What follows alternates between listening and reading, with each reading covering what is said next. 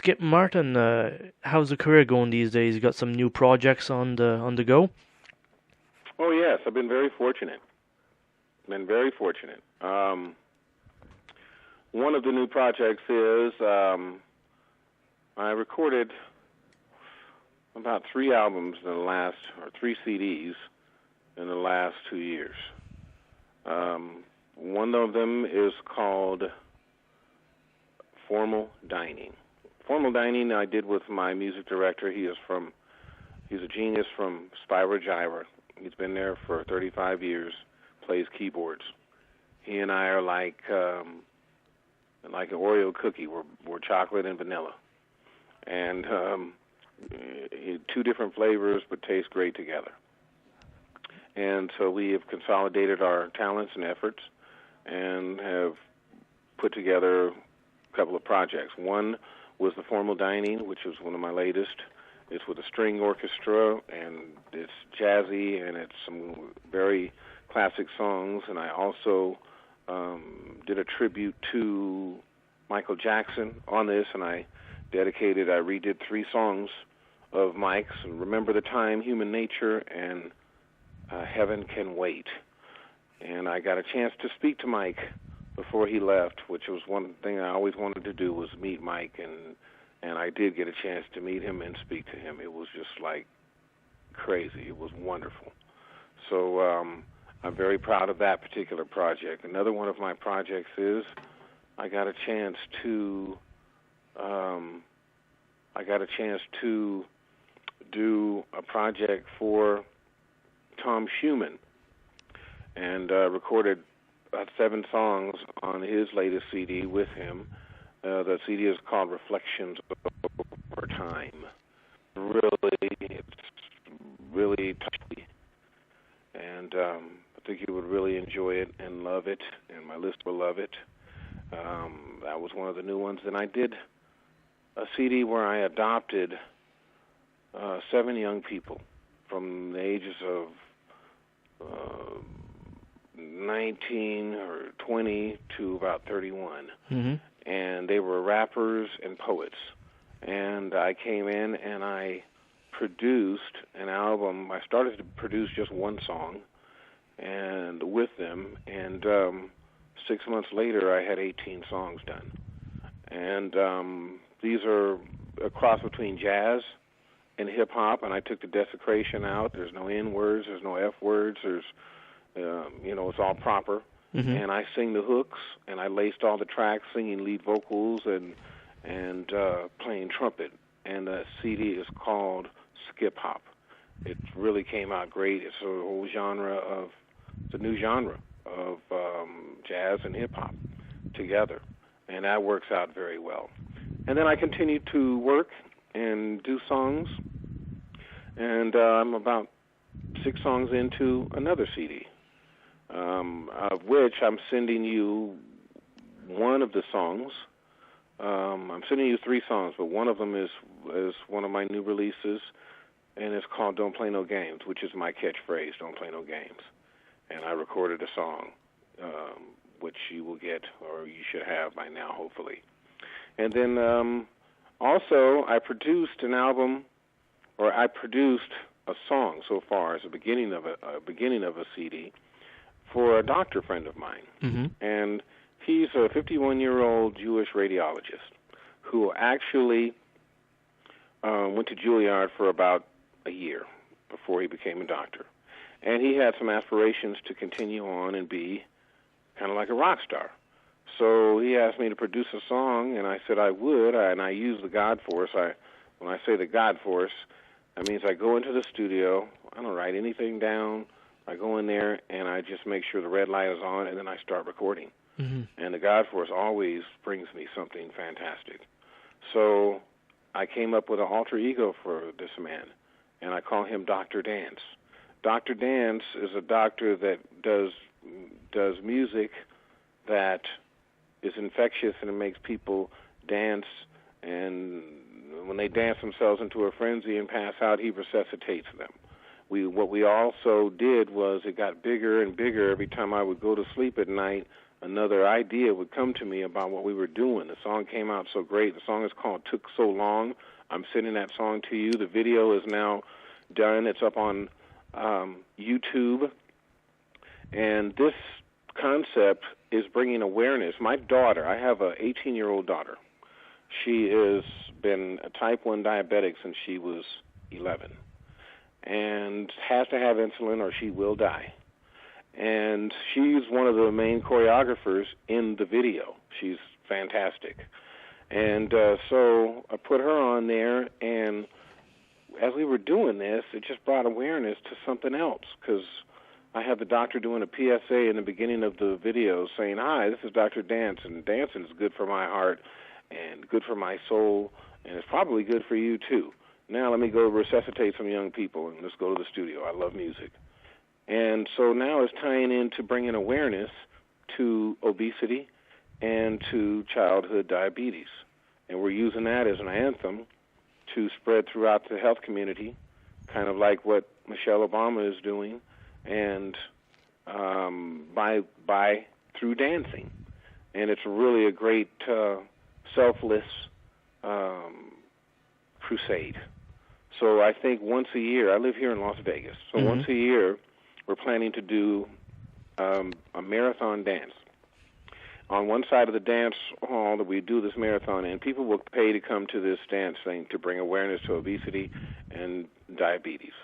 And so on one side of the room, we will have a food bar that will educate people on the healthy ways and directions and alternatives to eat to prevent obesity. On the other side of the room, we'll have a health bar, which will have people tested for their sugar levels and educate people on symptoms and signs of diabetes. And tying all that in to a dance where the couple that dances the longest, just like in the old days, they dance till you drop, the ones that dance the longest end up winning the prize, maybe $500, something of that nature, for doing it. And I want to do that annually, once a year, here in Las Vegas. And it will bring awareness to, as opposed to going through the paperwork to do a foundation or any of that things, I'm just going to do a dance. It's an event dance, and we do it once a year, and I'm going to do it annually. And that's going to bring about awareness to diabetes and to obesity and the power of dance, because that inspires people to go beyond. It's an easier way to get exercise than saying, okay, I got to get ready to go exercise and do this, walking on this treadmill for a half hour or whatever. But when you say, I'm getting ready to go dance, people don't realize that dancing is exercise as well. And if you dance, it's a lot easier to dance to some music that makes you feel good than to exercise. So I think that's part of what we're working with. And so these are some of my projects. I also, one of the other songs I sent you is a song called When, W-H-E-N. I just recently got back from Kuwait and Iraq playing for the troops, and God sent me a song that I wrote in 10 minutes with Tom Schumann. The writing of this song, he gave me a little bit of he's a very musical guy. Being from Spyro Gyra and Yellow Jackets and all of that, they're on a whole elite level of playing jazz, just crazy. And so he had this track that had all this different music on it. And I listened, he said, can you write something to this, man? And I listened to it, and I told him, I said, Tom, I hear something in this 20 seconds of the song. This right here is where the song is for me. And he says, okay. I said, well, what is the song called? He says, well, I think Now's the Time or something like that. And I said, I said, you know what I hear? He says, what? I said, how about when? If not now, then when? He says, man, start writing. Start writing. And so I just, every line just came to me, and in 10 minutes I'm done writing the song. It took me longer to sing the parts and record it than it did for me to write it. And the song is immense, and I did a video, and that video is also on YouTube under Skip Martin, and the song is When. It's on the Formal Dining CD. I think you'll love it because it's got to do with everybody coming together. If not now, then tell me when can we fix it? We've got to change tomorrow, stop all the pain and sorrow. When? What's with the hate and greed? We've already got what we need to make things right. Stop desecrating women, respect all the life they've given. When? If not now, then when? Make it better. If not now, then when? We're going to change forever. Show them how. When? Love each other. Be kind to one another. When? If not now, then. And it just came out like that. So this is a great one for you to check out, and you will have that in your archives, if not already, shortly. Well, this is interesting stuff. Skip, you've been keeping really busy, it seems, in this these days of age. Another thing too, you're with Rock and Pop Masters, it seems. Yes, I am. I'm with the Rock and Pop Masters. That's been such a blessing. I've been connected with Lance, Larry, and Lane Hoppin from the Orleans. We do this. It's a classic show where they have. I guess I'm the pop side of the Rock and Pop Masters because of my time spent with Kool and the Gang for 20 years singing lead vocals and playing lead trumpet.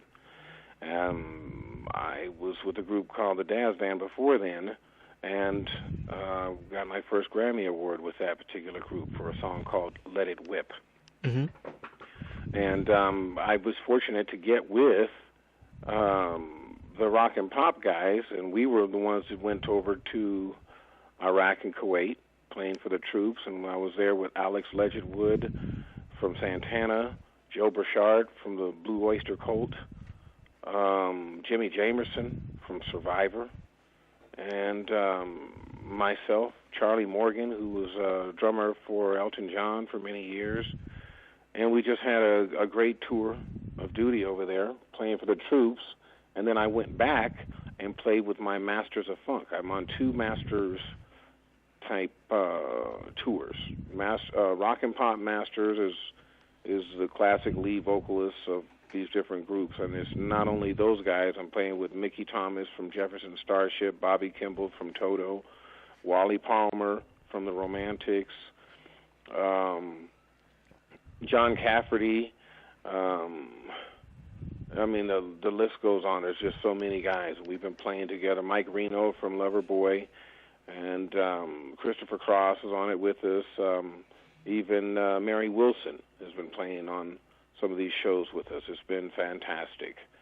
And then on the other side, I'm playing with a thing called Masters of Funk. Masters of Funk is a coalition of lead vocalists and bands from the 70s and 80s, such as the Dazz Band, Barkays, Confunction, Sugarfoot's Ohio Players, Slave. We play as one band, and we go out around the country and around the world playing with, called it the Masters of Funk. It actually started out with Dazz Band, Barkays, Confunction, SOS Band, and Charlie Wilson about 8 years ago when we first started doing this. And now it's kind of evolved to Masters of Funk, and we're still doing it. So that's been a great thing. We also had Roger Troutman on us on the CD when we first started, and when we got ready to go on tour, as we were mixing the album that we had done, or the CD that we had done, we come to find that poor Roger Troutman had just been met his demise and had just been killed.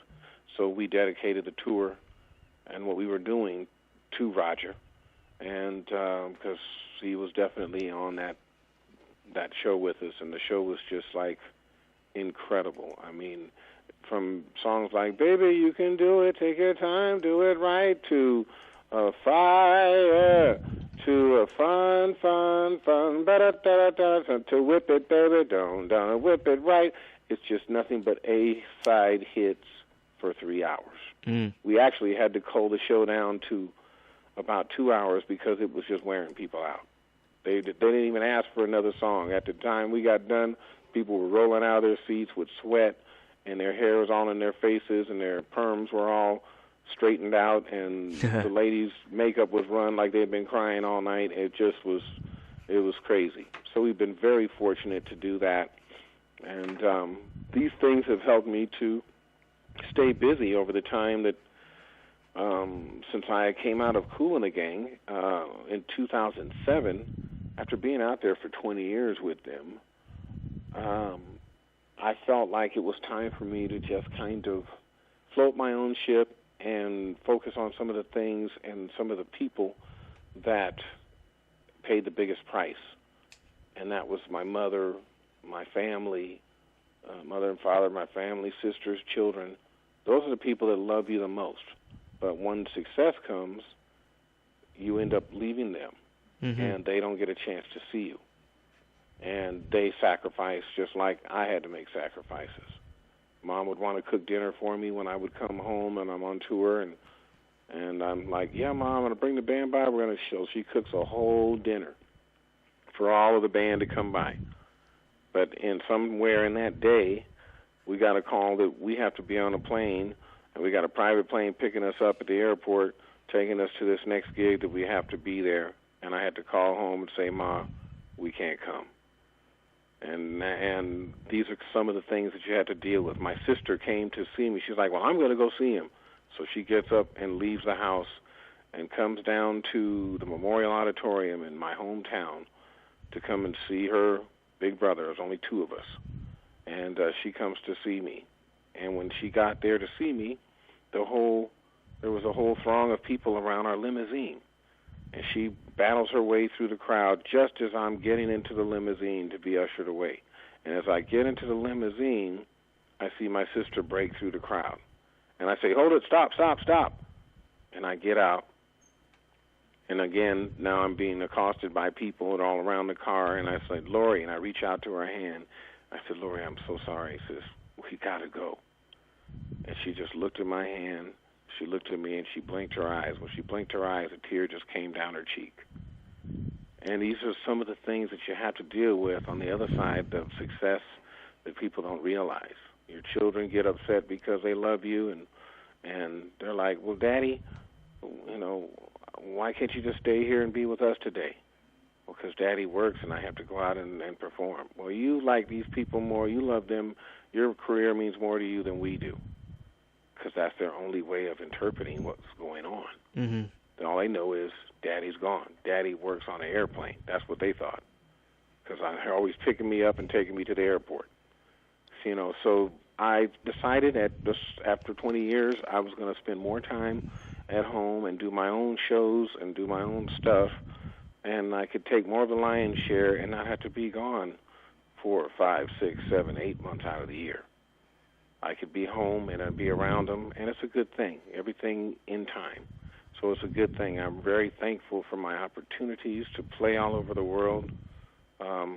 One day I said to my mother, I was just kind of feeling a little bit down, and I said, Ma, I had another friend that has got like degrees, all kinds of degrees, and PhDs and this and that and so forth. I said, Ma, maybe I should have just stayed and gone to school and got a degree. She said, baby, wait a minute. She says, let me tell you something. The measure of an educated man is the places he's been. How many times you been around the world? I said, more times than I can count. She says, well, there it is. You know more about more things than those people that sat in school and are PhDs on one thing. You actually saw it. You actually have done it, so don't you worry about that. And I was like, wow, Ma, that's what mothers are for. I really appreciate you. So these are some of the things. I'm very fortunate to have been blessed with opportunities to be the lead vocalist and a person to play in 2 major iconic groups in history.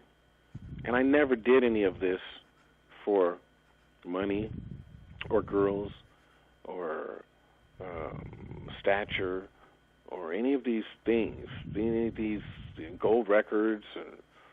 I didn't do it for any of those things. My motivation was when I was about 7 years old. I was riding in the car with my parents back in the 60s, and I heard Nat King Cole, Unforgettable, and he was singing that song, and it sounded like he was in the car with us. Mm-hmm. And this man had passed away. but it sounded like he was in the car with us. And it just hit me in such a poignant way that I said, you know what? That's what I want to do. I want to create some music, and I want to leave my mark in humanity. So when I'm gone, people will listen to me and say, wow, it sounds like he's in the car with us. That was my motivation. And so I continue to do what my motivation is. That's an incredible way of looking at it, and it makes perfect sense. And you've already accomplished that. Well, I'm trying to put as much legacy as I can down. That's why I do so many varieties of music, and every chance I get, I go in and record and do more music, and just keep doing it, because tomorrow's not promised.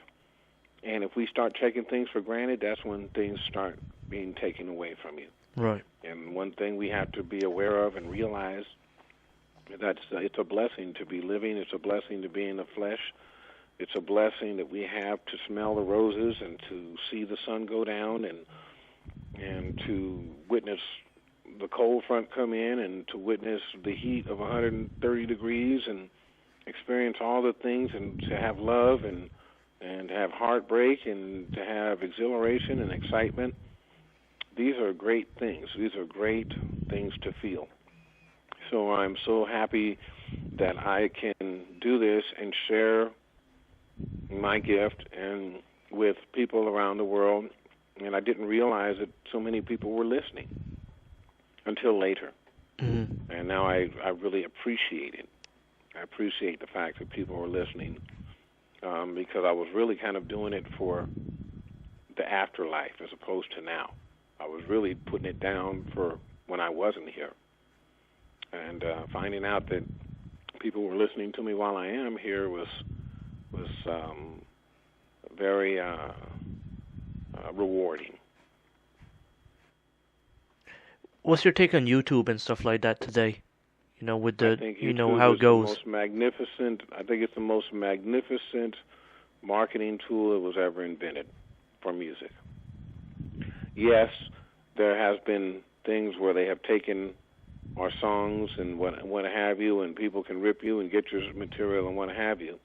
But we're in the age and stage where an independent artist can perform, and you may not even be signed to a record company. There are so many people that are signed to record deals and what have you, but there are a lot of people that are being found on YouTube just because of what they are. You've reached more people in this time period, in this era, than all of our communications eras prior to this time period. When we had records, those were albums made out of vinyl. Back in that time, the only way people could hear that music is if they heard it over the radio. So that was limited to however many people could listen to radio. Then we had, and the record industry lasted, for maybe 20 years. You have the television. This actually 55 years old now. This has been something that has been going for, that time period. This was another way to broadcast around the world and broadcast and what have you. After television, after records, 12 years, 10 years. Then you had 8 tracks and what have you, and they lasted for about 7 years. Reason why is because technology kept growing and they became obsolete. Then we started dealing with things like iPods. iPods came in, and now they're becoming obsolete. They've lasted 5, 8, 10 years, and they're now like on the backwash. They're taking the back seat to the iPads and to other systems and what have you. Now our phones are communicating. Now in the past 10 years, YouTube, Facebook, all these things have been created. They were created from young people watching shows like Star Trek. When you watch Star Trek, did you used to watch Star Trek, Jason? Oh, yeah. We know how that goes, yeah. Okay, so when you were watching Star Trek back in the day, Remember how Spock used to have his tricorder? He'd pull that thing out and he'd punch on it. Oh, yeah, Jim, we got this information here, and his little apparatus he held in his hand. Yeah. That was the precursor to the Palm Pilot. Because people saw that, some young people said, I'm going to create something like that, and the Palm Pilot was invented from watching those type of things. Remember, Jim Kirk used to go into his room, and he would say, computer, play me some music. And the computer would play surround sound that would be around him. The whole thing with the orchestra and everything would be around him in his room. These type of visual aids helped our generations create things like surround sound, Palm Pilots, GPS, the 3D TV, all of these different things because they were ideas. And people saw them, and the generations that came up after that, because of that input of information to their head, they started inventing things that brought it to this day. I'm saying all that to say YouTube and Facebook, now we reach millions of people at a push of a button, when none of the previous social network type things could reach even a fraction of those people. Not the records, not radio, not TV, none of them. YouTube, you can put a video up on YouTube, and in a matter of weeks, like what's her name, something J, who's got the song, it's not about the bling, the bling, the bling, bling, it's not about the ching, ching, ching, ching. She just did a song. In 1 week's time, she had 48 million hits watching her video. Incredible. Radio couldn't do it. MP3 players couldn't do it. 8-track couldn't do it. Cassettes couldn't do it. Records couldn't do it. Television couldn't do it. But now we have this vehicle for social networking where we're bordering on 800 million people on Facebook. We're bordering on billions of people watching YouTube. So now, what do I think about YouTube? I think it is a miraculous vehicle to promote independent artists, and it's putting record companies basically out of business. That monopoly is no longer the power threshold, because all they're going to do is do the same thing and use those same tools as they're going to go to YouTube. They're going to go to iTunes. They're going to go to CD Baby. They're going to market in that way. People aren't listening in their cars too much anymore to radio like they used to, because radio overall is now being bought and paid for by advertisers and commercial endeavors.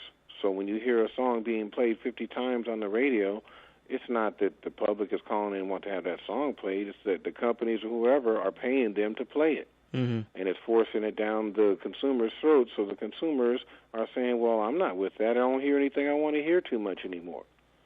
So that's why Sirius radio is becoming more popular. That's why Internet radio and X radio is becoming more popular. And all of these different places now, most of the cars that are coming out, Cadillacs, Lexus, this and that, instead of having AM and FM radios on there, they now have Internet radios where the consumer can go in and program what they want to hear versus what they're being forced to listen to. It's just changing the whole dynamics. Incredible. So I think it's incredible. Yes, it is incredible, and I think it's I'm fortunate in my lifetime to have seen all these events come about. I'm fortunate to see Martin Luther King and JFK and Michael Jackson and President Obama and Oprah Winfrey and things that are just like in our lifetime. These are some major historic things that, I mean, from the Challenger, from the man landing on the moon, to television being invented, to, I mean, these things are all happening in my lifetime. It's incredible. To Facebook and YouTube now. What next? Can't wait to see. Yeah, can't wait to see this, Skip. How do you top So that? yeah, I mean, how do you top these things? It's just. But if we continue on, and mankind continues on, there's always going to be the next.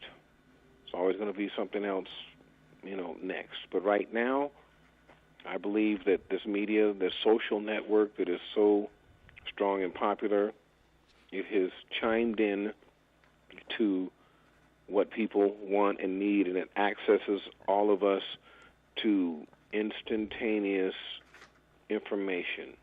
There's nothing more gratifying than instant gratification. Hmm. There's only a few things that gives you instant gratification. That's food, sex, music. It's about the only three things that give you instant gratification. In the first 20 seconds, you feel a change. And those are the only things that tend to do so. So I'm fortunate that one of those three things has been my life's journey, my life's crusade, and that's been music. Well, Skip, I really appreciate you taking the time for this intellectual interview. This is very classic. It's high up there. Very good. Well, thank you. Very, Thank you very so good. much. And I hope you enjoy the music that I've sent you.